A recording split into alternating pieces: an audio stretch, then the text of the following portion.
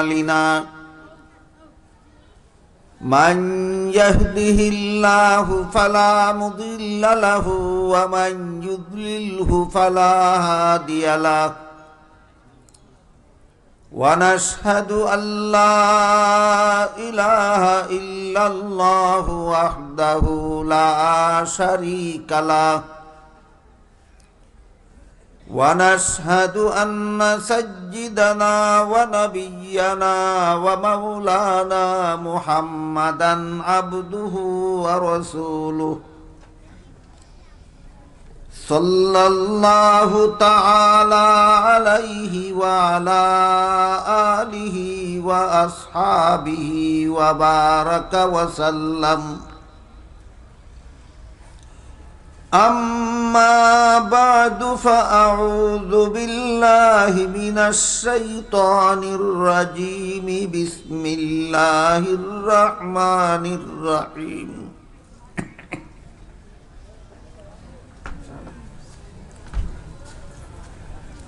وقال الذي اشتراه من مصر لامرأته أكرمي مثواه عسى أن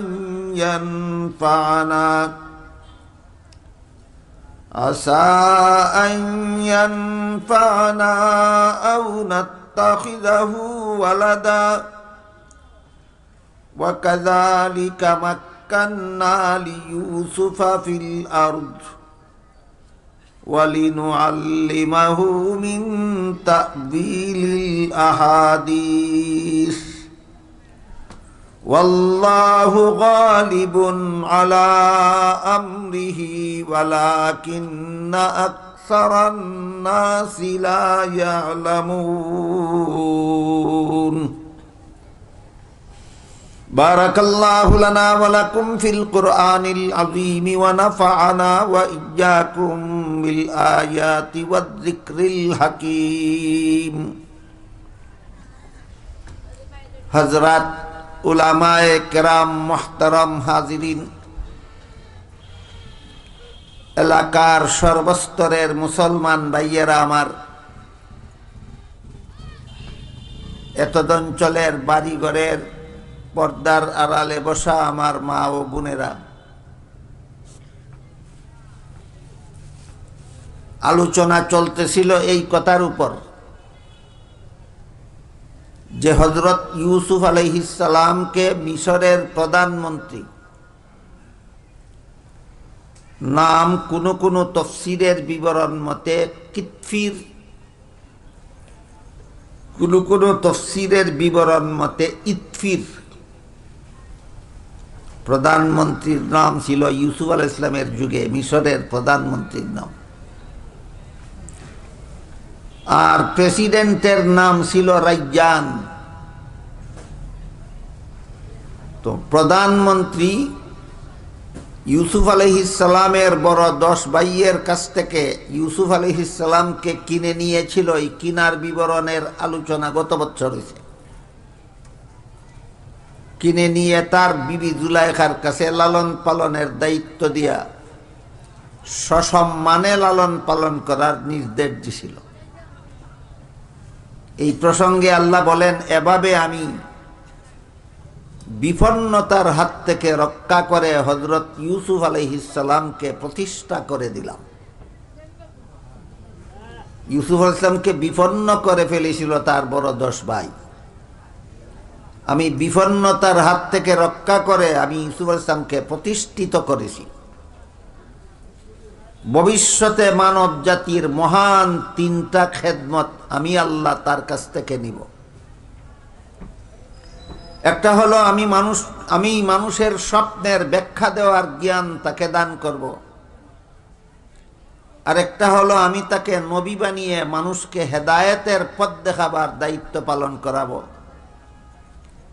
আর একটা হলো আমি তাকে দেশ পরিচালনা তার দ্বারা করাবো, দেশ পরিচালনার দায়িত্ব তার হাতে অর্পণ করব।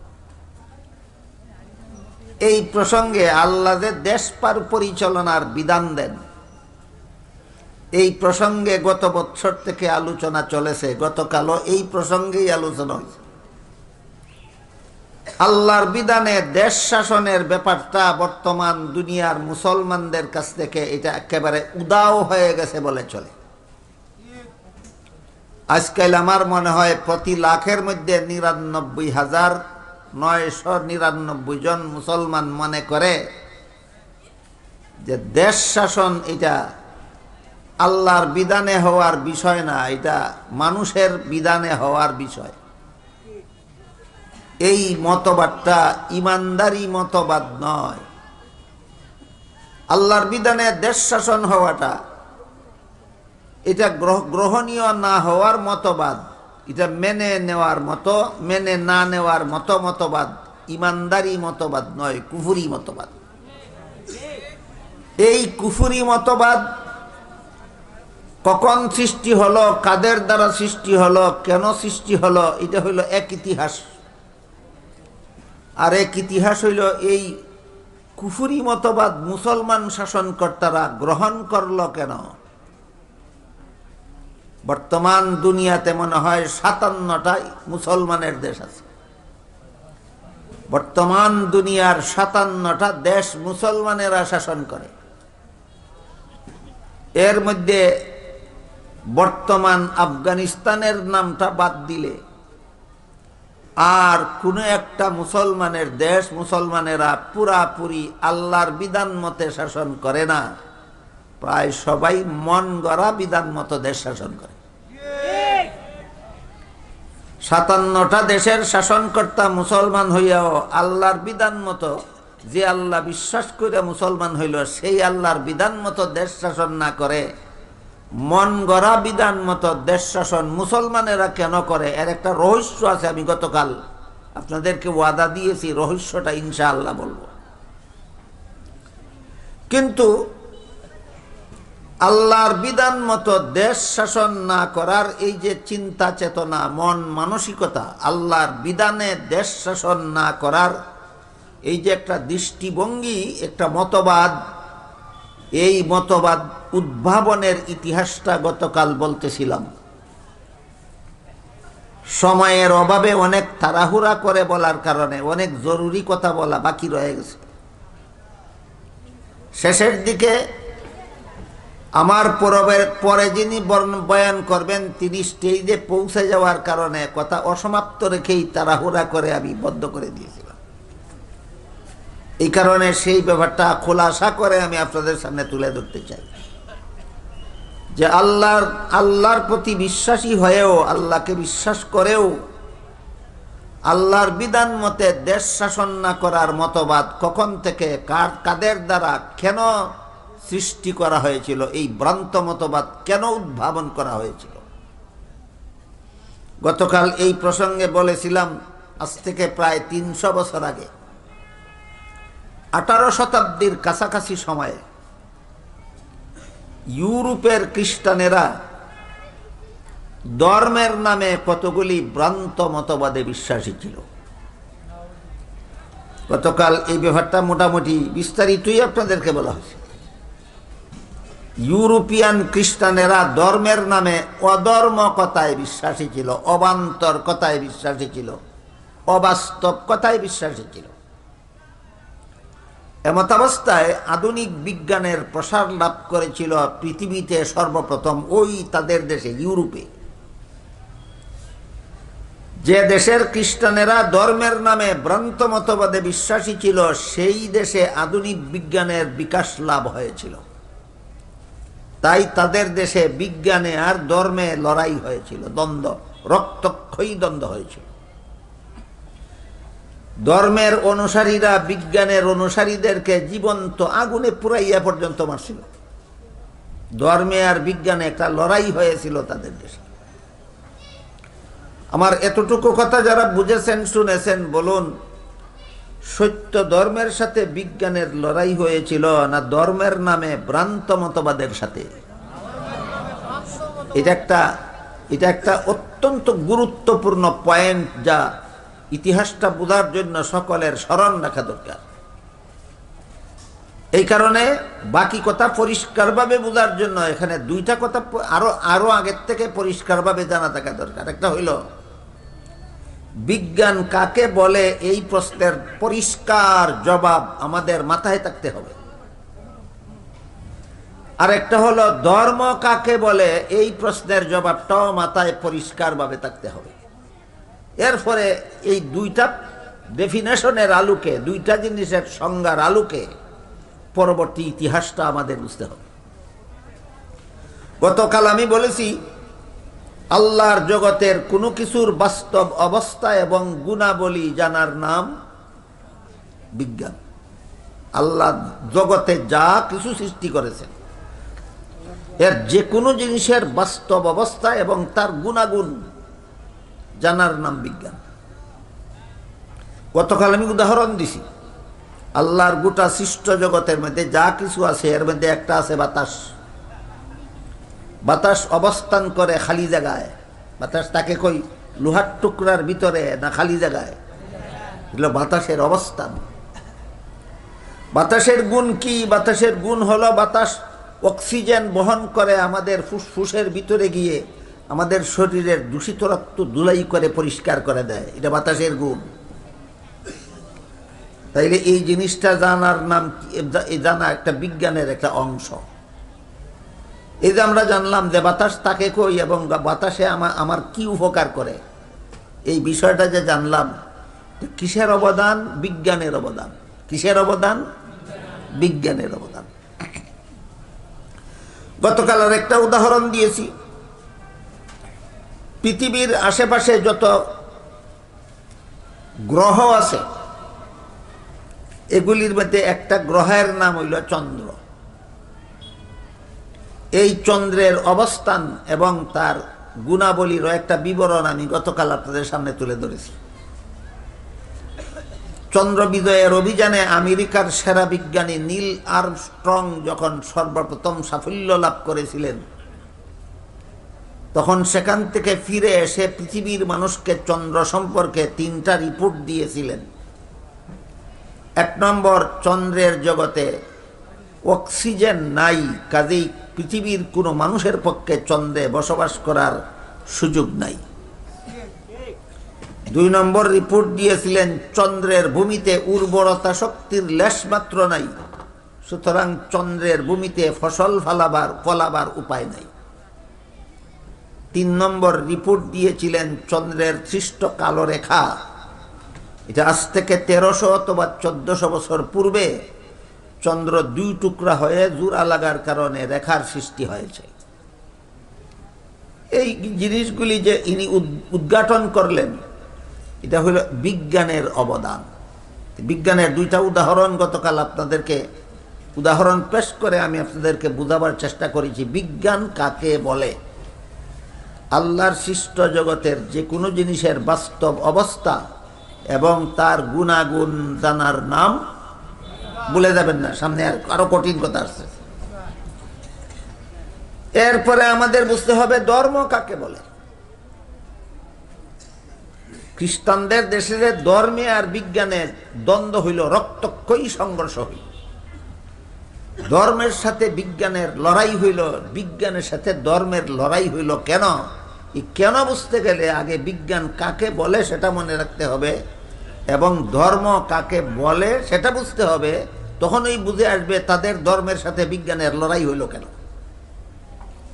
আমরা গতকালকে এবং আজকে বুঝে নিলাম বিজ্ঞান কারে কয়। এবার বোঝার চেষ্টা করি ধর্ম কারে কয়। আল্লাহ পাক রব্বুল আলামিন মানুষ সৃষ্টি করেছেন শুধুমাত্র তার ইবাদত করার জন্য। এই কথাটা আল্লাহ পরিষ্কার ভাষায় কোরআনে বলেছেন, ওয়ামা খালাকতুল জিন্না ওয়াল ইনসা ইল্লা লিয়াবুদুন। মানব দানবকে আমি শুধুমাত্র আমার ইবাদত করার জন্য সৃষ্টি করেছি। কাজেই ইবাদত করাই হলো মানুষ সৃষ্টির মূল লক্ষ্য। এই ইবাদত কাকে বলে? এই প্রশ্নের সংক্ষিপ্ত জবাব হলো, যথারীতি আল্লাহর বিধান পালন করার নাম ইবাদত। আল্লাহ নামাজ পড়ার বিধান দিয়েছেন, তাই নামাজ একটা ইবাদত। আল্লাহ রোজা রাখার বিধান দিয়েছেন, তাই রোজা রাখা একটা ইবাদত। আল্লাহ কোরআন তেলাওয়াত করার বিধান দিয়েছেন, তাই কোরআন তেলাওয়াত করা একটা ইবাদত। আল্লাহ দোয়া করার বিধান দিয়েছেন, তাই দোয়া করাও ইবাদত। আল্লাহ নবীর নামে দুরূদ শরীফ পড়ার বিধান দিয়েছেন, তাই নবীর নামে দুরূদ শরীফ পড়াও একটা ইবাদত। আর সকল ইবাদতের সমষ্টির নাম ধর্ম। ধর্ম কারে কয় বোঝা কি খুব কঠিন? সকল ইবাদতের সমষ্টির নাম ধর্ম।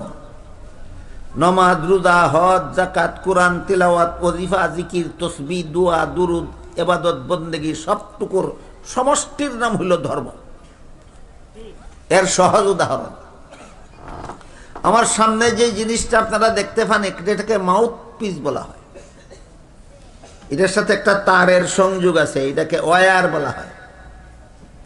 এটা একটা ডান্ডার মধ্যে বান্ধা আছে, এটাকে স্ট্যান্ড বলা হয়। এটার কানেকশন আছে ব্যাটারির সাথে, আর একটা কানেকশন আছে হয়তো কারেন্টের সাথে, আর না হয় মেশিনের সাথে। আবার কোনো কোনো ওয়্যারের সংযোগ আছে হরনের সাথে। তাহলে একটা হইল মাইকের হরন, একটা মাইকের ওয়্যার, একটা মাইকের ব্যাটারি, একটা মাইকের মেশিন, একটা মাইকের স্ট্যান্ড, একটা মাইকের মাউথপিস। মাইক কোনটা?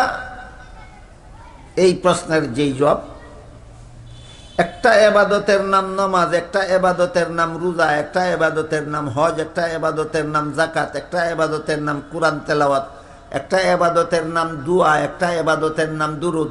তাইলে ধর্ম কোনটা? ওই প্রশ্নের সেই জবাব। তাহলে একটা একটা করে আমরা পরিষ্কার করি। মাইকের ব্যাপারে আগে আপনারা বলেন দয়া করে। একটা অংশের নাম মাউথপিস, একটা অংশের নাম স্ট্যান্ড, একটা অংশের নাম ওয়্যার, একটা অংশের নাম মেশিন, একটা অংশের নাম ব্যাটারি, একটা অংশের নাম হরন। মাইক কোনটা? সবটার সমষ্টি। মাইক কোনটা? সবটার সমষ্টি। ঠিক তেমনি ভাবে আল্লাহর একটা বিধান পালনের নাম নামাজ, একটা বিধান পালনের নাম রোজা, একটা বিধান পালনের নাম হজ, একটা বিধান পালনের নাম যাকাত, একটা বিধান পালনের নাম কোরআন তেলাওয়াত, একটা বিধান পালনের নাম দোয়া, একটা বিধান পালনের নাম দুরূদ। তাইলে ধর্ম কোনটা? সবটার সমষ্টি। ধর্ম কোনটা? সবটার সমষ্টি। আল্লাহর যাবতীয় বিধানাবলীর সমষ্টিকে একত্রে ধর্ম বলা হয়, আর পৃথক পৃথকভাবে প্রতিটি বিধান পালনকে ইবাদত বলা হয়। কাজেই ইবাদত যদি আল্লাহর বিধানাবলীর সমষ্টি হয়ে থাকে, আল্লাহ যে বিধানগুলি দিয়েছেন এইগুলির সমষ্টিকেই যদি ধর্ম বলা হয়, আর আল্লাহর সৃষ্ট বস্তুর অবস্থান এবং গুণাবলী জানার নাম যদি বিজ্ঞান হয়, দেখেন দুইটা জিনিসের ডেফিনেশন সামনে আসলো কিনা। আল্লাহর সৃষ্ট জগতের যে কোনো জিনিসের বাস্তব অবস্থা এবং গুণাবলী জানার নাম বিজ্ঞান, আর আল্লাহর বিধানগুলির সমষ্টির নাম ধর্ম। এবার বলেন, ধর্ম কার প্রদত্ত? আল্লাহর প্রদত্ত। জগৎ কার সৃষ্ট? আল্লাহ।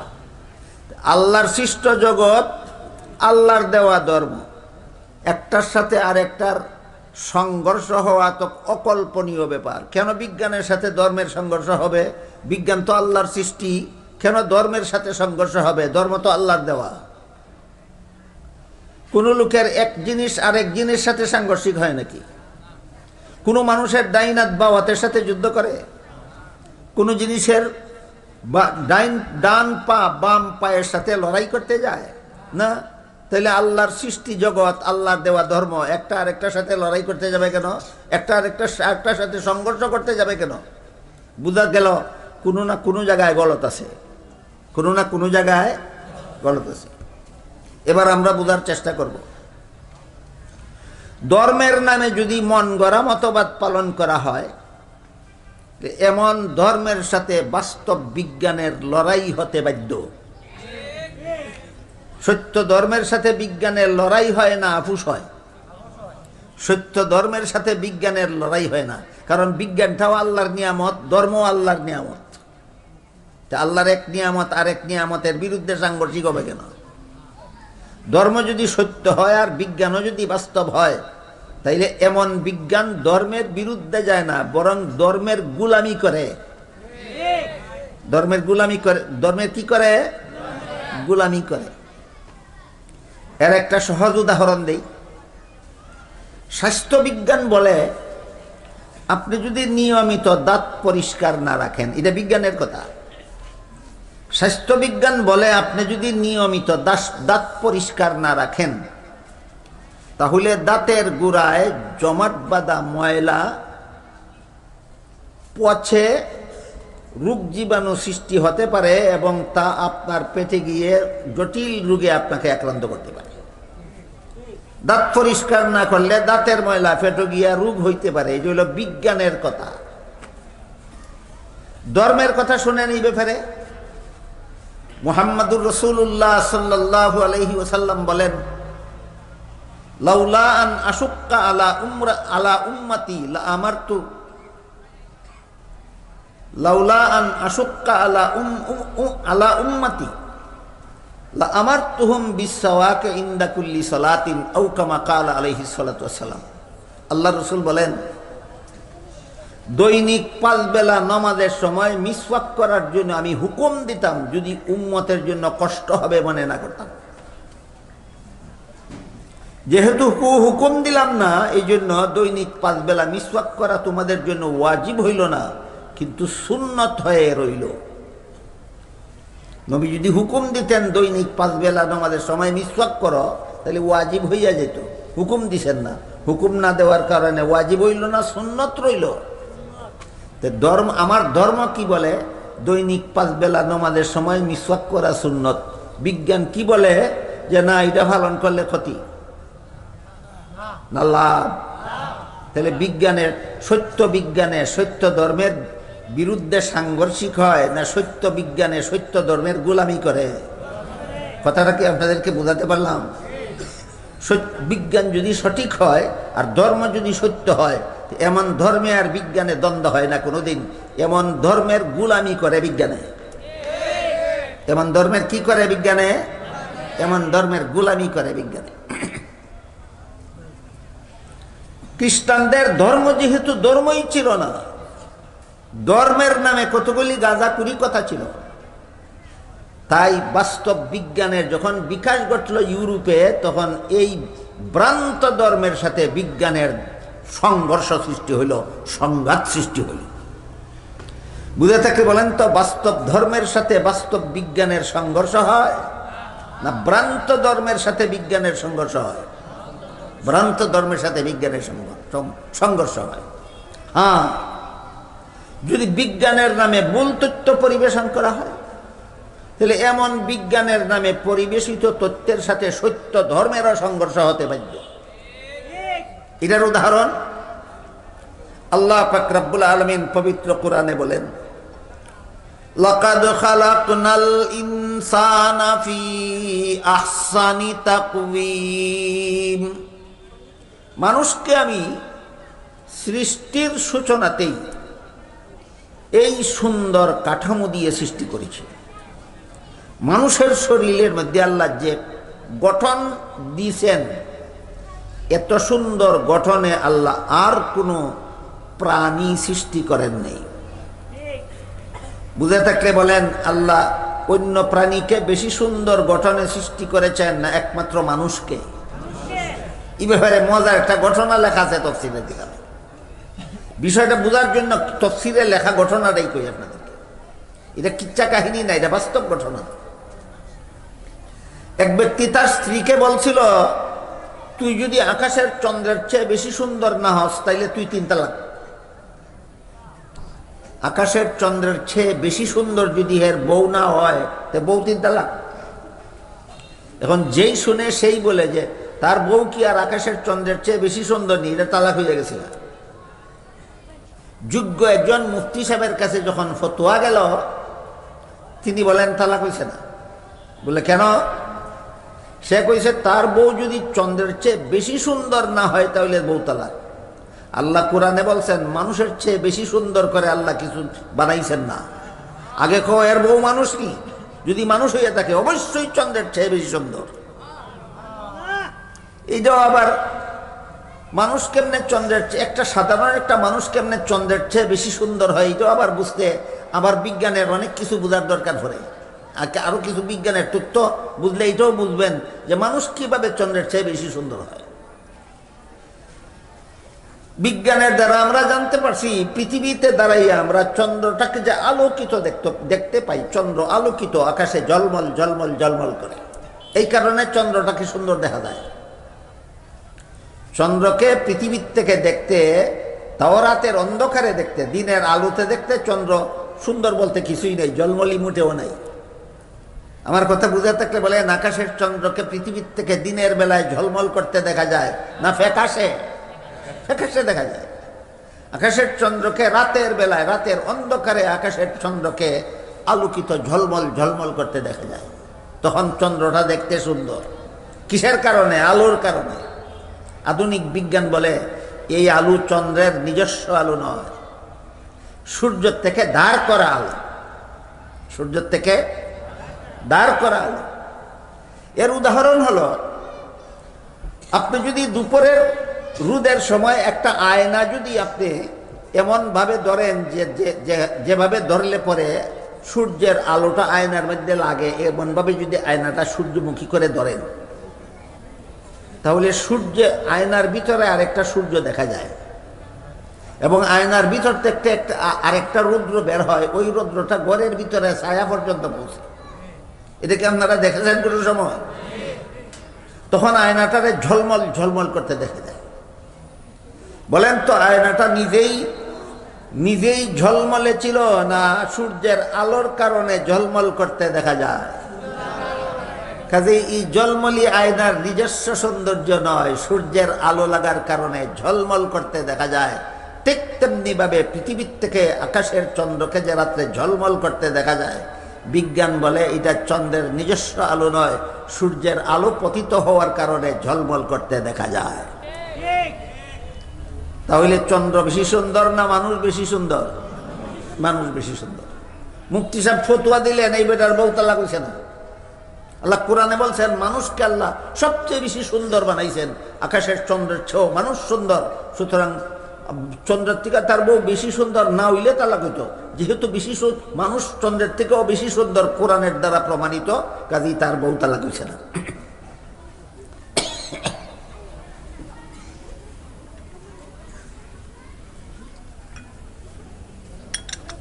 মানুষকে এই সুন্দর কাঠামো দিয়ে আল্লাহ যখন মানুষ সৃষ্টি করেছেন, তখনই এই সুন্দর কাঠামো দিয়ে সৃষ্টি করেছেন। এই মর্মে আল্লাহ বলেন, লাকাদ খালাকনাল ইনসানা ফি আহসানি তাকওয়িম, মানুষকে আমি সৃষ্টির সূচনাতেই এই সুন্দর গঠন দিয়া সৃষ্টি করেছি। এটা হলো ইসলাম ধর্মের কথা, কোরআনের কথা। বলেন তো, কোরআনের কথাটা কতটুকু অবাস্তব? না শতকরা 100% বাস্তব? শতকরা 100% বাস্তব। এই কথার সাথে যদি কোনো বিজ্ঞানীর কথার সংঘর্ষ হয়, তাহলে বুঝতে হবে বিজ্ঞানীর কথাটা ঠিক আছে, আল্লাহর কথাটা ভুল। একটু বুঝে শুনে বলেন। আল্লাহ বলেছেন মানুষকে আমি সৃষ্টির সূচনাতেই এই সুন্দর কাঠামো দিয়ে সৃষ্টি করেছি। এর বিপরীতে যদি কোনো বৈজ্ঞানিকে কোনো কথা কয়, তাহলে বুঝতে হবে বিজ্ঞানের কথাটাই সঠিক, কোরআনের কথাটাই ভুল। না কোরআনের কথাটা সঠিক, বিজ্ঞানের নামে সেই কথাটা ভুল। এই কথা বুঝলেই ডারউইনের মতবাদ যে আসলে বিজ্ঞান নয়, বিজ্ঞানের নামে ভ্রান্ত মতবাদ, এই কথা বোঝা সহজ হয়ে যায়। পৃথিবীতে যত বিজ্ঞানী অতীত হয়ে গেছেন, এর মধ্যে পৃথিবী বিখ্যাত একজন বিজ্ঞানী ছিলেন ডারউইন। কি নাম? ডারউইন। ডারউইন একটা বৈজ্ঞানিক তত্ত্ব দিয়ে পৃথিবীর মানুষকে বলেছিলেন যে এই সুন্দর কাঠামো বিশিষ্ট মানুষগুলি এই এত সুন্দর সূচনাকালে ছিল না, এরা এক সময় বানর ছিল, তারপরে কালক্রমে আস্তে আস্তে বানরের লেজ খসে পড়ে গেল, আর পিছনের 2 পায়ে হাঁটতে শিখলো, আর সামনের 2 পায়ে ধরতে শিখলো এবং সোজা হয়ে চলতে শিখলো। এইভাবে বানর মানুষে পরিণত হলো। এই কথাটা ডারউইন বলেছেন কিসের নামে? বিজ্ঞানের নামে। এই বিজ্ঞান ভ্রান্ত, এটা বিজ্ঞান নয়, কুজ্ঞান। কিছু আছে বিজ্ঞানের নামে কুজ্ঞান, এগুলি ভ্রান্ত। আর কিছু আছে ধর্মের নামে অধর্ম, সেই ধর্মগুলিও ভ্রান্ত। আমরা আস্তে আস্তে কথা বলতেছি আজকে, কেন যেন একটার পর একটা কথা বুঝতে যেন আর কোনো অসুবিধা না হয়, একটার আলোকে যেন আমরা আরেকটা কথা সহজে বুঝতে পারি। ধর্ম যদি আল্লাহর বিধান সঠিক বিধান হইয়া থাকে, এই বিধান বাস্তব। আর ধর্মের কোনো কথা যদি মন গড়া হইয়া থাকে, তাহলে এই বিধান বাস্তব নয়, এটা ধর্মের নামে অধর্ম। আর বিজ্ঞান যদি বাস্তব হইয়া থাকে, কোনো আল্লাহর সৃষ্ট জগতের কোনো কিছুর বাস্তব অবস্থা এবং গুণাবলী যদি বিজ্ঞানে বর্ণিত হয়, তাহলে এটা কুজ্ঞান নয়, এটা বিজ্ঞান, অবশ্যই বিজ্ঞান। এবার বুঝে থাকলে বলেন, বাতাস অক্সিজেন বহন করে আমাদের দেহের ভিতরে ফুসফুসে প্রবেশ করে, আমাদের শরীরের দূষিত রক্ত ধুলাই করে রিফাইন করে দেয়, এটা কুজ্ঞান না বিজ্ঞান? হ্যাঁ, এটা বিজ্ঞান। আর মানুষ এত সুন্দর কাঠামোতে গঠিত ছিল না। মানুষ আগে বানর ছিল, লেজ খসে পড়ে, কালক্রমে এক সময় মানুষে রূপান্তরিত হয়েছে। এটা বিজ্ঞান না, বিজ্ঞানের নামে কুজ্ঞান। তাহলে বিজ্ঞানও দুই রকমের আছে, একটা বিজ্ঞান, একটা কুজ্ঞান। ধর্ম দুই রকম আছে, একটা ধর্ম আর একটা অধর্ম। চারটা জিনিস বুঝলে ফলে এর কথা বোঝা সহজ হইব। ধর্মের নামে প্রচলিত মতবাদ দুই প্রকার, একটা বাস্তব ধর্ম, একটা ধর্মের নামে অধর্ম। বিজ্ঞানের নামে প্রচলিত মতবাদ দুই প্রকার আছে, একটা বাস্তব বিজ্ঞান আর একটা বিজ্ঞানের নামে কুজ্ঞান। বিজ্ঞান যদি বাস্তব হয়, ধর্ম যদি বাস্তব হয়, তাহলে একটা আর একটার সাথে সাংঘর্ষিক হয় না, বরং বিজ্ঞান ধর্মের গোলামি করে। ধর্ম যদি সত্য হয়, বিজ্ঞানও যদি বাস্তব হয়, তখন ধর্মে আর বিজ্ঞানে লড়াই হয় না বিজ্ঞানে ধর্মের গোলামি করে? বিজ্ঞানে ধর্মের গোলামি করে। আরো এক দুইটা উদাহরণ দিই, বিজ্ঞানে কেমনে ধর্মের গোলামি করে। আধুনিক বিজ্ঞানীরা বলতেছেন আজকাল যে একটা মানুষ যদি হাত পা ধুইয়া পরিষ্কার হইয়া শান্ত মনে কিছু সময় দাঁড়ায়, এরপরে মাথাটা নুয়াইয়া কিছু সময় রাখে, এরপরে মাথাটা উঠায়, আবার মাথাটা আস্তে জমিনে রেখা এই কয়েক সেকেন্ড বিলম্ব করে, এরপরে মাথাটা আবার উঠায়, আবার যদি মাথাটা আস্তে জমিনে রেখে কিছুক্ষণ অপেক্ষা করে, তারপরে মাথাটা উঠায়, এইভাবে কয়েক মিনিট করলে তার মস্তিষ্কের ব্যায়াম হয়। এটা বিজ্ঞানের কথা। কার কথা? বিজ্ঞানের কথা। ধর্মের কথা কি? ধর্মের কথা হইল, ফজরের সময় তুমি 4 রাকাতে 8 বার মাথাটা এইভাবে জমিনে রাখো শান্তশিষ্টভাবে। জোহরের সময় আরো কতবার শান্তশিষ্টভাবে মাথাটা জমিনে রাখো। আসরের সময় 16 বার মাথাটার এইভাবে শান্তশিষ্টভাবে জমিনে রাখো। মাগরিবের সময় 10 বার রাখো। এশার সময় আরো কয়েকবার রাখো। এটা মস্তিষ্কের ব্যায়াম হয়। ধর্মই বলে আল্লাহরে সেজদা করো, আর বিজ্ঞানে কয় এই সেজদা করলে ক্ষতি হবে না মস্তিষ্কের ব্যায়াম হবে। বুঝে থাকলে বলুন, ধর্ম যদি সত্য হয় আর বিজ্ঞান যদি বাস্তব হয়, এই বিজ্ঞানে ধর্মের সাথে সাংঘর্ষিক হয় না ধর্মের গোলামি করে? তাহলে আধুনিক বিজ্ঞান নমাজেরও গোলামি করলো নি না করলো না? এবার শুনেন রোজার বিজ্ঞান। আধুনিক বিজ্ঞানীরা বলেন, বৎসরে কয়েক সপ্তাহ সময় একাধারে উপবাস পালন করলে শরীরের বহুবিধ উপকার হয়, অনেকগুলি উপকার। পেটের, বিশেষ করে পেটের বেশ কিছু উপকার হয়। ধর্ম বলে 1 মাস উপবাস পালন করো, বিজ্ঞানে কয় এই উপবাস পালন শরীরের জন্য ক্ষতিকর না লাভজনক? লাভজনক। তাইলে ধর্মটা যেখানে সত্য, বিজ্ঞানও যেখানে সঠিক, এখানে বিজ্ঞানে ধর্মের সাথে সংঘর্ষ হয় না ধর্মের গোলামি করে? নমাজতার জ্বলন্ত প্রমাণ, রোজাওয়াতার জ্বলন্ত প্রমাণ, মিসওয়াকতার জ্বলন্ত প্রমাণ, আর গ্লাসের ভিতরে নাকের নিঃশ্বাস না ফেলার নির্দেশতার জ্বলন্ত প্রমাণ। এতগুলি প্রমাণের দ্বারা আমরা কি বুঝতে পারলাম? ধর্ম যদি সত্য হয় আর বিজ্ঞানটা যদি বাস্তব হয়, তাহলে এই বিজ্ঞান ধর্মের সাথে সংঘর্ষ হয় না ধর্মের গোলামি করে? ধর্মের গোলামি করে।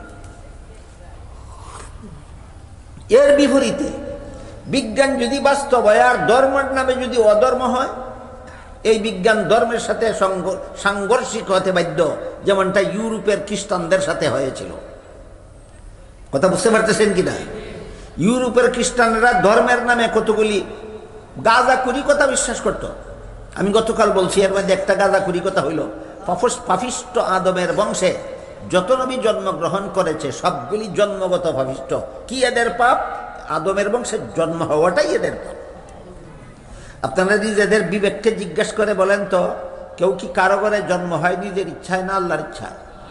তা আল্লাহর ইচ্ছায় যে জন্ম হইল তার জন্য তার পাপ হয় কিভাবে? এটা তো কোনো সাধারণ বিবেক এটা গ্রহণ করে না। সুতরাং এটা বাস্তব কথা নয়, এটা একটা গাঞ্জাকুরি কথা। ইউরোপের খ্রিস্টানেরা সত্য ধর্ম পালন করত না ধর্মের নামে কতগুলি গাঞ্জাকুরি কথা বিশ্বাস করত? এমন ধর্মের সাথে বাস্তব বিজ্ঞানের সংঘর্ষ হতে বাধ্য। ধর্মের নামে অধর্ম পালন করলে এমন অধর্মের সাথে বাস্তব বিজ্ঞানের সংঘর্ষ হতে বাধ্য। আর বিজ্ঞানের নামে যদি কোনো কুজ্ঞানী তথ্য দেওয়া হয়, যেমন ডারউইনের মতবাদ বিজ্ঞান নয়, বিজ্ঞানের নামে কুজ্ঞান, এমন বিজ্ঞানের সাথে সত্য ধর্মের সংঘর্ষ হতে বাধ্য। এমন বিজ্ঞানের সাথে সত্য ধর্মের সংঘর্ষ হতে বাধ্য। কিন্তু ধর্ম যদি সত্য হয় আর বিজ্ঞানটাও যদি বাস্তব হয়, তখন ধর্মে আর বিজ্ঞানের সংঘর্ষ হয় না বিজ্ঞানে ধর্মের গোলামি করে? এবার এতগুলি কথা বোঝার পরে এখন বলেন, যে খ্রিস্টানেরা ধর্মের নামে কতগুলি অধর্ম কথা বিশ্বাস করে, তাদের ধর্মের সাথে যেই বিজ্ঞানের সংঘর্ষ হয়, ইসলামের সাথে কি সেই বিজ্ঞানের সংঘর্ষ হতে পারে? মোটেও না। কাজেই যে বিজ্ঞানের সংঘর্ষ হয়েছিল ইউরোপের খ্রিস্টানদের ধর্মের নামে অধর্মের সাথে, এই বিজ্ঞান মুসলমানদের দেশে ইসলামের সাথে সংঘর্ষ হওয়ার কল্পনাটাই অবান্তর। যে বিজ্ঞানে অধর্মের সাথে সংঘর্ষ হয়েছে সেই বিজ্ঞান সত্য ধর্মের সাথে আপোষ হতে বাধ্য। কাজেই যখন এই অধর্মের নামে ধর্মের নামে অধর্মের সাথে আধুনিক বিজ্ঞানের সংঘর্ষ হইল, ইউরোপিয়ান খ্রিস্টানদের সাথে রক্তক্ষয়ী সংঘর্ষ হইল, উভয় পক্ষের অনেক অনেক অনেক মারামারি কাটাকাটি হইল, শেষ পর্যন্ত তাদের মধ্যে একটা আপোষ মীমাংসা হইল। তাও এমনি না, একদল খ্রিস্টানেরা ধর্মকে সমূলে অবিশ্বাস করিয়া নাস্তিক হইয়া গেল একদল, আরেক দল খ্রিস্টানেরা বিজ্ঞানকে সমূলে অস্বীকার করিয়া বৈরাগী হইয়া গেল। আরেক দল খ্রিস্টানেরা ধর্মের মধ্যে আর বিজ্ঞানের মধ্যে একটা আপোষ মীমাংসা করিয়া দিল। ইউরোপিয়ান খ্রিস্টানরা এই ধর্ম এবং ধর্মের নামে অধর্ম এবং বিজ্ঞানের সাথে সেই অধর্মের সংঘর্ষের কারণে ইউরোপিয়ান খ্রিস্টানেরা তিন দলে বিভক্ত হইল। একদল ধর্মকে সম্পূর্ণ অস্বীকার করিয়া নাস্তিক হইল, আরেক দল বিজ্ঞানকে সম্পূর্ণ অস্বীকার করিয়া বৈরাগী হইল, আরেক দলে বিজ্ঞানও কিছু মেনে নিল, ধর্মও কিছু মেনে নিল। বিজ্ঞান মেনে নিল রাষ্ট্রীয় পর্যায়ে, রাজনৈতিক পর্যায়ে, আর ধর্মকে মেনে নিল ব্যক্তিগত পর্যায়ে। এটাই আমাদের আলোচনার মূল কেন্দ্রবিন্দু। এটাই যে সমস্ত খ্রিস্টানেরা ধর্মে আর বিজ্ঞানে আপোষ মীমাংসা করে নিল, তারা একটা ফয়সলা করলো, বলল রাষ্ট্র চলবো সরকারের হুকুমে আর ব্যক্তি চলবো আল্লাহর ইবাদত মতে। আল্লাহর হুকুম চলবে শুধু ব্যক্তি জীবনে, রাষ্ট্র জীবনে আল্লাহর হুকুম চলবে না, রাষ্ট্রীয় জীবনে চলবে সরকারের হুকুম। বাকি কথা বোঝার জন্য আপনারা একটু দয়া করে বলেন, ব্যক্তি জীবন বড় না রাষ্ট্রীয় জীবন বড়? ব্যক্তি জীবন রাষ্ট্রীয় জীবনের তুলনায় ব্যক্তি জীবন একটু সামান্য মাত্র, রাষ্ট্রীয় জীবনটা বিশাল। তাইলে কোন জীবনে আল্লাহর আধিপত্য দিল আর কোন জীবন সরকারের জন্য নিয়ে গেল? ক্ষুদ্রতম জীবনের বিধিবিধান দেওয়ার অধিকার দিল আল্লাহরে, আর বিশাল জীবনের বিধিবিধান দেওয়ার দায়িত্ব দিয়া দিল সরকারকে। এখান থেকেই আল্লাহর বিধানে দেশ শাসন না করার মতবাদের উৎপাদন হয়। এই দীর্ঘ ইতিহাস বুঝে থাকলে এবার বলেন, আল্লাহর বিধানে দেশ শাসন না করার যে একটা বেঈমানি মতবাদ, কুফুরি মতবাদ, এই মতবাদটা কারা উৎপাদন করেছে? একদল খ্রিস্টানেরা। এরা কোন দল খ্রিস্টান? যারা বিজ্ঞানকেও অস্বীকার করে না, ধর্মকেও অস্বীকার করে না, বরং ধর্মকে ব্যক্তি জীবনে সীমাবদ্ধ করে নিয়া রাজনীতিকে বিজ্ঞানের হাওলা করে দিয়া যে আপোষ মীমাংসা করলো, এখান থেকেই আল্লাহর বিধান, রাজনীতি থেকে আল্লাহর বিধানকে চিরকালের জন্য নির্বাসন দেওয়া হয়। আল্লাহর বিধানে দেশ শাসন না করার মতবাদের এই হইল ইতিহাস। এখান থেকে এই ইতিহাসটা শুরু হয়। বলেন তো, এই ইতিহাসটা মুসলমানের হাতে শুরু হয়েছে না একদল খ্রিস্টানের হাতে শুরু হয়েছে? এই ইতিহাসটা তো মুসলমানের হাতে সৃষ্টি হয়েছে না, এই ইতিহাসটা তো একদল খ্রিস্টানের হাতে সৃষ্টি হয়েছে। খ্রিস্টান তিন দলে বিভক্ত হয়েছে। একদল খ্রিস্টানের ধর্মরে সম্পূর্ণভাবে অস্বীকার করিয়া নাস্তিক হয়েছে, আরেক দল খ্রিস্টান বিজ্ঞানরে সম্পূর্ণভাবে অস্বীকার করিয়া বৈরাগী হয়েছে, আরেক দল খ্রিস্টানে বিজ্ঞানে আর ধর্মে এইভাবে আফুস করে নিছে যে ধর্ম চলবে ব্যক্তি জীবনে আর বিজ্ঞান চলবে রাজনৈতিক জীবনে। এই দুই দিনে যে ইতিহাস আপনারা শুনাইলাম, যারা বুঝছেন শুনছেন, এবার বলুন, ব্যক্তি জীবনে ধর্ম আর রাষ্ট্রীয় জীবনে ধর্ম নাই, এই মতবাদ মুসলমানের না একদল খ্রিস্টানের? খ্রিস্টানরা এই মতবাদটা উদ্ভাবন করছে কেন? এরা ধর্মের নামে অধর্ম পালন করত, এই জন্য এই ভ্রান্ত মতবাদ উৎপাদন করতে বাধ্য হয়েছে। ইতিহাস মুসলমানের দেশের না, ইতিহাস খ্রিস্টানদের দেশের। এটার এই পরবর্তীতে আরেকটা নূতন নাম দেওয়া হয়েছে সাজাইয়া, যে ধর্ম চলবে ব্যক্তি জীবনে আর রাষ্ট্র চলবে মানুষের মানবরচিত আইনে। মানুষ ধর্ম পালন করবে আল্লাহর বিধান মতো, আর দেশ শাসন করব মানুষের মানবরচিত আইনের দ্বারা। আল্লাহর আইনের দ্বারা ব্যক্তি জীবন চলবে আর মানবরচিত আইনের দ্বারা রাষ্ট্র চলবে। এই মতবাদটারে শেষ পর্যন্ত একটা আধুনিক শব্দে রূপান্তরিত করা হয়। সেই শব্দটা হলো সেকুলারিজম। শব্দটা কি? সেকুলারিজম। এটারে বাংলায় কয় ধর্ম নিরপেক্ষতাবাদ। আমি কি দুই দিনে আপনাদেরকে সেকুলারিজমের ডেফিনেশনটা বুঝাতে পারলাম? ধর্ম নিরপেক্ষতাবাদের সংজ্ঞা বুঝাতে পারলাম? যে মতবাদে আল্লাহর বিধান ব্যক্তি জীবনে চলে, রাজনৈতিক জীবনে আল্লাহর বিধান চলে না, এই মতবাদের নাম ধর্ম নিরপেক্ষতাবাদ। এটাকে ইংলিশে বলে সেকুলারিজম। এতটুকু কথা বুঝে থাকলে এবার আপনারা জীবনের কোন কোন স্তরে আল্লাহর বিধান মেনে নিয়ে মুসলমান হয়েছিলেন, আমি সেই আলোচনা করতে চাই। তারপরে একটা মীমাংসা ইনশাআল্লাহ আমরা বুঝতে পারব। এই পর্যন্ত দুই দিনে ধর্ম নিরপেক্ষতাবাদের যে ইতিহাস আমি আপনাদের সামনে তুলে ধরেছি, যারা বুঝেছেন কি? যারা বুঝেছেন এবার তারা বলুন, এই ধর্ম নিরপেক্ষতাবাদের যে ইতিহাস আমরা পাইলাম, বুঝলাম যে আল্লাহর বিধান চলবে শুধু ব্যক্তি জীবনে, রাষ্ট্রীয় জীবনে আল্লাহর বিধান চলবে না, রাষ্ট্র চলবে মানব রচিত বিধানে। এই মতবাদের নাম ধর্ম নিরপেক্ষতাবাদ। এবার আমরা বোঝার চেষ্টা করব, আমরা মুসলমান হয়েছিলাম জীবনের কোন কোন স্তরে আল্লাহর বিধান মেনে নিয়ে। এবার সেই আলোচনাটা বোঝা দরকার। সেটা হলো, একজন মুসলমানের বাচ্চা, শিশু, ছেলে মেয়ে, এরা কতগুলি কলেমা ফইরা বুজ্জা বিশ্বাস করে মুসলমান হয়। এইগুলিরে কলিমাতে ইমানিয়া বলা হয়, ইমান ইসলামের কলেমা। এর মধ্যে এক নম্বর কলেমার নাম হইল কলেমায়ে তাইয়্যিবা, লা ইলাহা ইল্লাল্লাহু মুহাম্মাদুর রাসূলুল্লাহ। দুই নম্বর কলেমার নাম হইল কলেমায়ে শাহাদাত, আশহাদু আল্লা ইলাহা ইল্লাল্লাহু ওয়াহদাহু লা শারীকা লাহু ওয়া আশহাদু আন্না মুহাম্মাদান আবদুহু ওয়া রাসূলুহু। তিন নম্বর কলেমার নাম হইল ইমানে মুজমাল, আমানতু বিল্লাহি কামা হুয়া বিআসমাইহি ওয়া সিফাতিহি ওয়া কাবিলতু জামিয়া আহকামিহি। চার নম্বর কলেমার নাম হইল ইমানে মুফাসসাল, আমানতু বিল্লাহি ওয়া মালাইকাতিহি ওয়া কুতুবিহি ওয়া রুসুলিহি ওয়াল ইয়াউমিল আখিরি ওয়াল কদরি খাইরিহি ওয়া শাররিহি মিনাল্লাহি তাআলা ওয়াল বাসি বাদাল মাউত। এই চার কলেমা জানেন?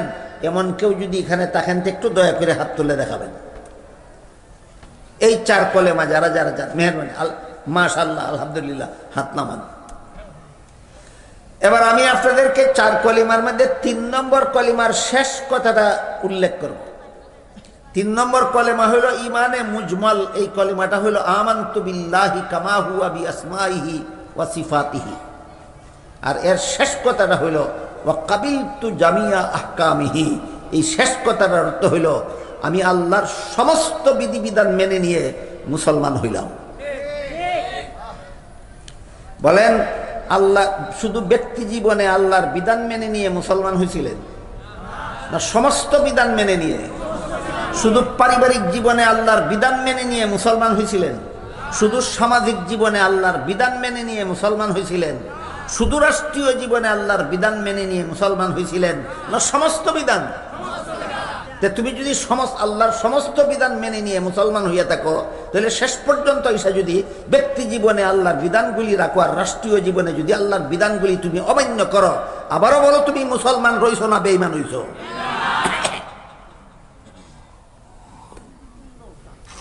এই জন্য ধর্ম নিরপেক্ষতাবাদ কুফরি মতবাদ। ধর্ম নিরপেক্ষতাবাদ মানুষকে রাষ্ট্রীয় জীবনে আল্লাহর বিধানে বিশ্বাসী থাকতে দেয় না। ধর্ম নিরপেক্ষতাবাদে মুসলমানকে রাষ্ট্রীয় জীবনে আল্লাহর বিধানে বিশ্বাসী থাকতে দেয় না। আর আমরা জীবনের সর্বস্তরে আল্লাহর বিধান মেনে নিয়ে মুসলমান হয়েছিলাম। গতকাল আপনারা মুসলমান ছিলেন? গতকাল না গত বছর না শিশুকালে? কোন কলেমা ফিরে? আমানতু বিল্লাহ। কোন কলেমা? আমানতু বিল্লাহ। আমানতু বিল্লাহর শেষ কথা কি? কাবিলতু জামিআ আহকামিহি। কাবিলতু অর্থ গ্রহণ করে নিলাম, মেনে নিলাম। জামিয়া অর্থ সমস্ত, আহকামিহি অর্থ আল্লাহর বিধিবিধান। আমি আল্লাহর সমস্ত বিধিবিধান মেনে নিয়ে মুসলমান হইলাম। আল্লাহর সমস্ত বিধিবিধান মেনে নিয়ে তুমি মুসলমান হয়েছিলে ছোটবেলায়, শিশুকালে। আর যৌবনকালে তুমি রাজনীতিতে পদার্পণ করে ব্যক্তি জীবনে আল্লাহর বিধান মানতে রাজি আছো, রাষ্ট্রীয় জীবনে আল্লাহর বিধান তুমি অমান্য করো। আবারও বলো তুমি মুসলমান রইছো না কি হয়ে গেছো? কথাটা বোঝার জন্য একটা উদাহরণ দিই, শুনেন। এক ব্যক্তি স্বীকার করছিল উজুর 4 ফরজ। কি করছিল? উজুর 4 ফরজ। উজুর 4 ফরজ স্বীকার কইরা, বিশ্বাস করিয়া উজু শুরু করিয়া মুখ ধুইল, তারপরে হাত ধুইল, তারপরে মাথা মাসা করলো, এরপরে কয় ফাউদু আর বিধানে আমি বিশ্বাসী নই। এই উজু দিয়া কত রাকাত নামাজ দুরুস্ত হবে? তাহলে উজুর 4 ফরজ বিশ্বাস করে 3 ফরজ আদায় করে 1 ফরজ যদি তুমি অবিশ্বাসী হয়ে যাও, তাহলে তোমার যেমন জীবনে কোনোদিন উজু হবে না, ঠিক তেমনি ভাবে কাবিলতু জামিয়া আহকামিহি বলে যারা মুসলমান হয়েছ, এরা জীবনের জ্যেষ্ঠরে গিয়া বলে আল্লাহর বিধান মানি না, ওইখানে গিয়া তার ঈমান আর বাকি থাকে না। এই জন্য ধর্ম নিরপেক্ষতাবাদের নাম কুফরি মতবাদ। আমি কি আপনাদেরকে বোঝাতে পারলাম ধর্ম নিরপেক্ষতাবাদ কুফরিবাদ কেন?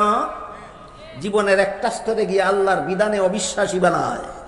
জীবনের একটা স্তরে গিয়ে আল্লাহর বিধানে কি বানায়? কোন জীবনে? রাজনৈতিক জীবনে। কোন জীবনে? রাজনৈতিক জীবনে ধর্ম নিরপেক্ষতাবাদ মুসলমানকে রাজনৈতিক জীবনে আল্লাহর বিধানের প্রতি অবিশ্বাসী বানায়। অথচ কাবিলতু জামিয়া আহকামিহি বলে আমি মুসলমান হয়েছিলাম। বিষয়টাকে আমাদের বুঝাতে পারলাম? এবার আসেন এই বিষয়ের দলিল, কাবিলতু জামিয়া আহকামিহির দলিল। আল্লাহ পাক রব্বুল আলামিন পবিত্র কোরআনের সূরা মায়েদার 3 নম্বর আয়াতের একাংশে বলেন, আল ইয়াউমা আকমালতু লাকুম দীনাকুম ওয়া আতমামতু আলাইকুম নি'মাতি ওয়া রাদিতু লাকুমুল ইসলাম দীনা। আজকে আমি তোমাদের ইসলামের বিধিবিধানকে পরিপূর্ণ করে দিলাম। সূরা মায়েদার 3 নম্বর আয়াতের এক অংশে আল্লাহ বলেন ইসলামের বিধিবিধানকে আল্লাহ পরিপূর্ণ করে দিয়েছেন। এই পরিপূর্ণতার যত ব্যাখ্যা আছে, সকল ব্যাখ্যার সারমর্ম হল ইসলামের বিধিবিধান সর্বযুগের সর্বলোকের সব সমস্যার সমাধান। ইসলামের বিধিবিধান সর্বযুগের সর্বলোকের সব সমস্যার সমাধান। এই যদি ইসলামের বিধিবিধান পরিপূর্ণ হওয়ার সকল ব্যাখ্যার সারমর্ম হয়, এমত অবস্থায় আপনি যদি বলেন ব্যক্তি জীবনে ইসলামের বিধিবিধান মানি, রাজনৈতিক জীবনে ইসলামের বিধিবিধান মানি না, তাহলে সূরা মায়েদার 3 নম্বর আয়াতে আপনার ঈমান রইল না, চলে গেল। তাহলে আপনি কিভাবে এরপরে আপনি কিভাবে মুসলমান দাবি করেন? আপনি কোন ধরনের মুসলমান, কোন ধরনের ঈমানদার? তো এর মানে হইল ইসলামের বিধিবিধান ব্যক্তি জীবনের সমস্যাবলীর সমাধান দিতে সক্ষম, কিন্তু রাজনৈতিক জীবনের সমস্যাবলীর সমাধান দিতে ইসলামের বিধিবিধান অক্ষম। এছাড়া এর আর কোনো ব্যাখ্যা নাই। যদি বলেন ইসলামে রাজনীতি নাই, রাজনীতিতে ইসলাম নাই, তাহলে আপনার এই কথার একমাত্র ব্যাখ্যা হয় যে ইসলামের বিধিবিধান ব্যক্তি জীবনের সমস্যাগুলির সমাধান দিতে সক্ষম, রাষ্ট্রীয় জীবনের সমস্যাবলীর সমাধান দিতে ইসলামের বিধিবিধান অক্ষম। তাহলে আপনি পবিত্র কোরআনের সূরা মায়েদার 3 নম্বর আয়াতের বিরুদ্ধে বিদ্রোহ ঘোষণা করলেন। কোরআনের কোন একটি আয়াতের বিরুদ্ধে বিদ্রোহ ঘোষণা করলে আর ঈমানদার থাকে না। আপনাদের জানা মতো কাদিয়ানীরা ঈমানদার না বেঈমান? কোরআনের কতগুলি আয়াতের বিরুদ্ধে বিদ্রোহ করার কারণে, বেশি আয়াত না, একটা আয়াতও পরিপূর্ণ না, একটা আয়াতের একটা টুকরা অমান্য করার কারণে।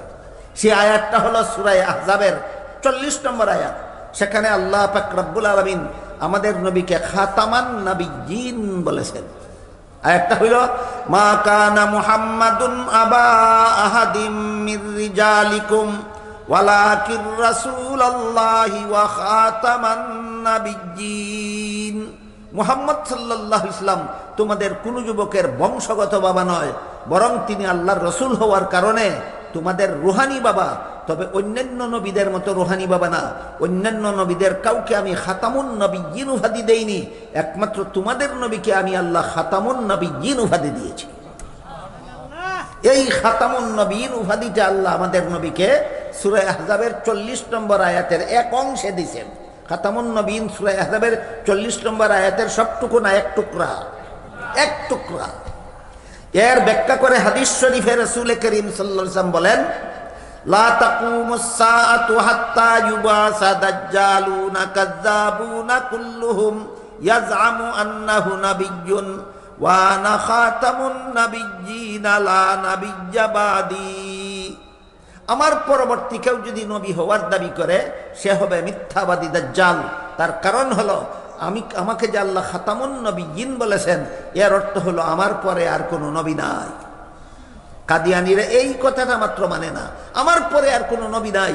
এই কথাটা যে আল্লাহ সূরা আহজাবের 40 নম্বর আয়াতের যে অংশের মধ্যে বলেছিলেন, শুধু এই কথাটা না মানার কারণে যদি কাদিয়ানী কাফের হয়।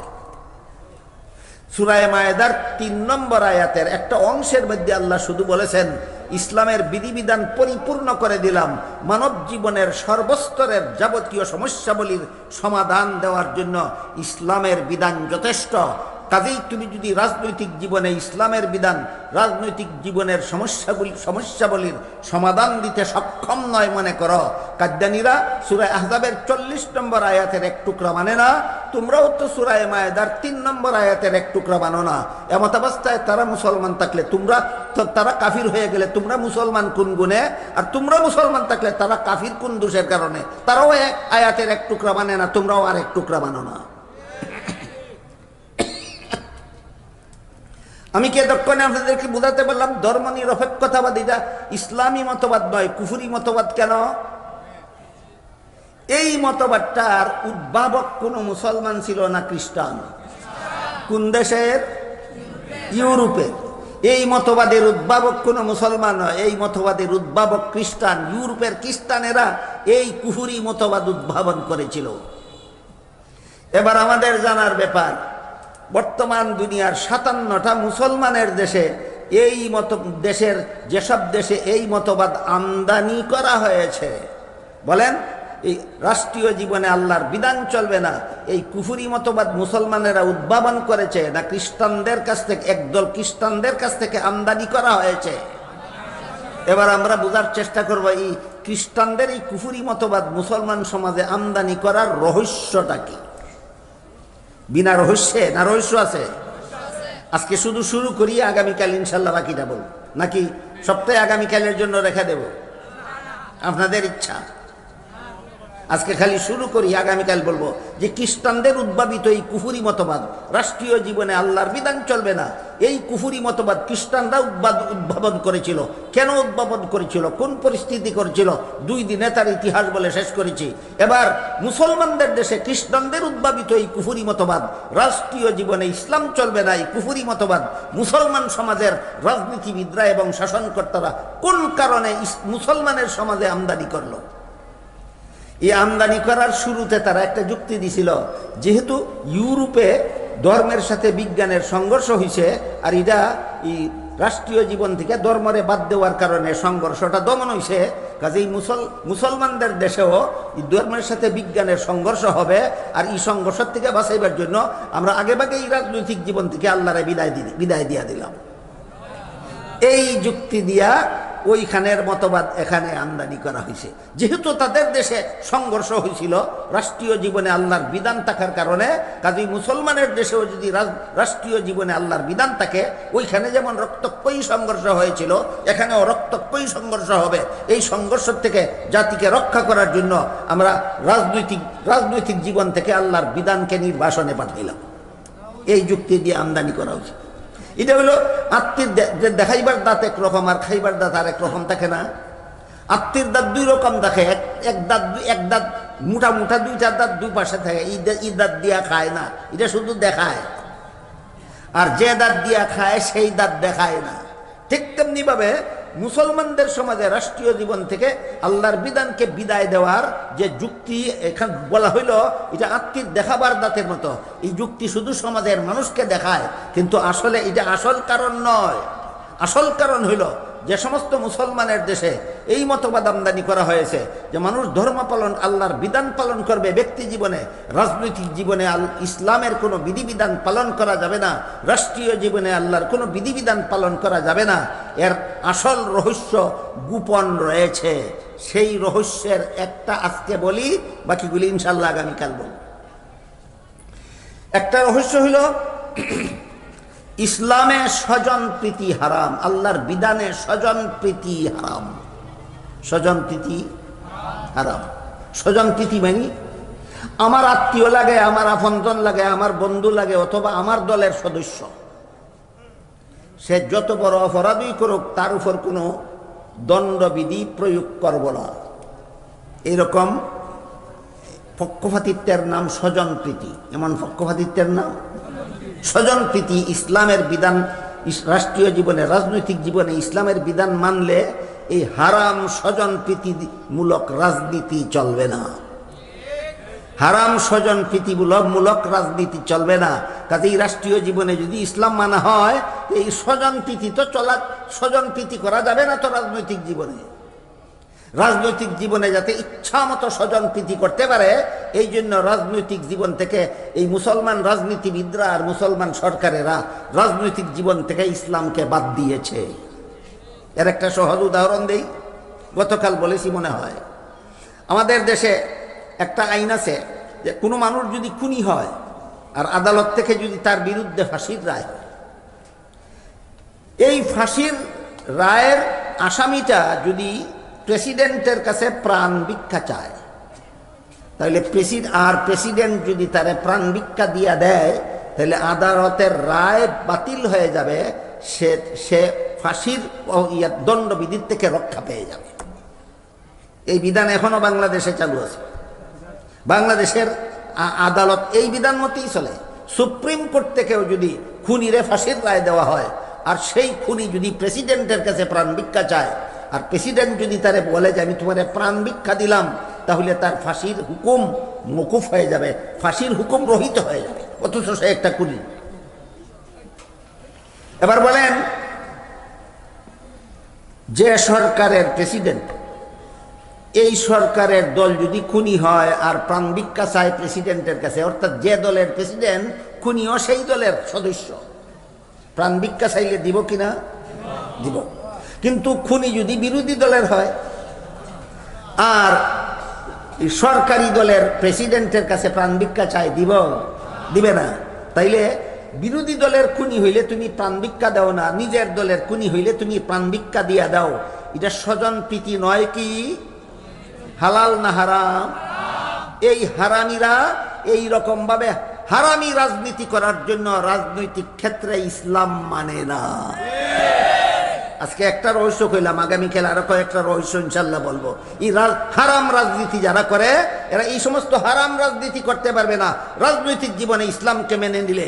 এই জন্য এই সমস্ত ইহুদি খ্রিস্টানের দালাল রাজনীতিবিদরা রাজনৈতিক ময়দান থেকে ইসলামকে নির্বাসন দিয়েছে। আল্লাহ আপনাদের আমাদের সবাইকে, আল্লাহ কেন বলেন ইউসুফ আলাইহিস সালামকে রাজা বানাবেন, এর বিষয়টা বিস্তারিতভাবে বুঝার তৌফিক দান করুন, আমিন। সুবহান রাব্বিকা রাব্বিল ইজ্জাতি আম্মা ইয়াসিফুন ওয়া সালামুন আলাল মুরসালিন ওয়াল হামদুলিল্লাহি রাব্বিল আলামিন।